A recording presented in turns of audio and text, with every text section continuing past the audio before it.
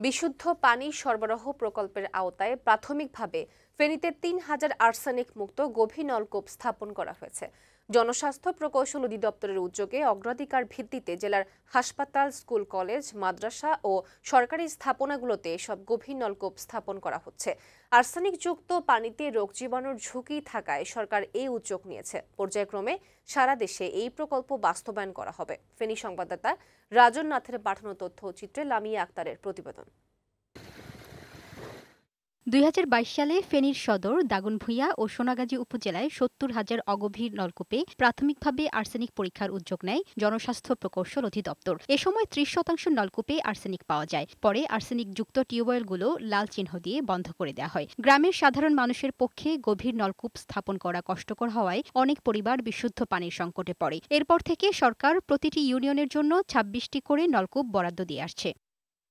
বিশুদ্ধ পানি সরবরাহ প্রকল্পের আওতায় ধারাবাহিকভাবে এ পর্যন্ত জেলায় ৩,০০০ আর্সেনিক মুক্ত নলকূপ স্থাপন করা হয়। এরই ধারাবাহিকতায় জেলায় ৩০টি পরিবারের মাঝে একটি গভীর নলকূপ স্থাপন করে পাইপলাইনের মাধ্যমে জেলা জুড়ে বিশুদ্ধ পানি সরবরাহ প্রকল্প চলমান রয়েছে।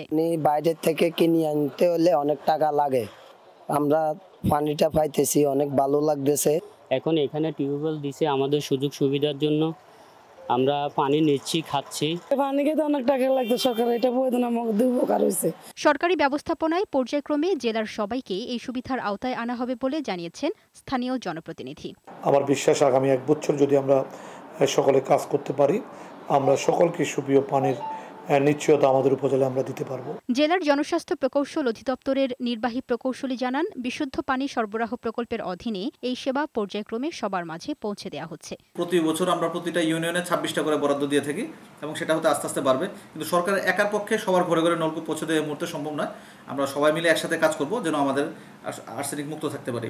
আর্সেনিক মুক্ত গভীর নলকূপ স্থাপনে চাহিদার তুলনায় সরকারি বরাদ্দ কম হওয়ায় জেলার জনস্বাস্থ্য প্রকৌশল অধিদপ্তরের পক্ষ থেকে বিত্তবান মানুষকে এগিয়ে আসার আহ্বান জানানো হচ্ছে। ডেস্ক রিপোর্ট, বৈশাখী সংবাদ।